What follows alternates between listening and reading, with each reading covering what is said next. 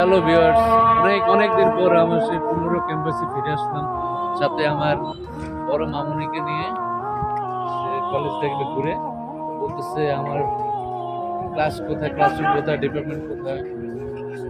এই যে সামনে ইকোনমিক্স ডিপার্টমেন্ট। আসলে ছাত্র কলেজ অনেক ইমপ্রুভ হয়ে গেছে, অনেক চেঞ্জ হয়েছে, আমি নিজেও চিনতে পারতেছি না। আমার ভালো লাগছে, সব সিসি ক্যামেরা দ্বারা নিয়ন্ত্রিত। এখন এই যে মামুনি বাবা কলেজে আসছে। গুড। এই যে বাবা ডিপার্টমেন্ট, বাবা এই যে উপরে সুদ। হ্যাঁ,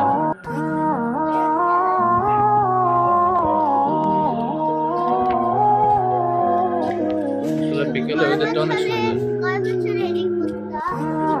অনেক। এই যে এই যে বাবা ডিপার্টমেন্ট, এই যে এটা চলো।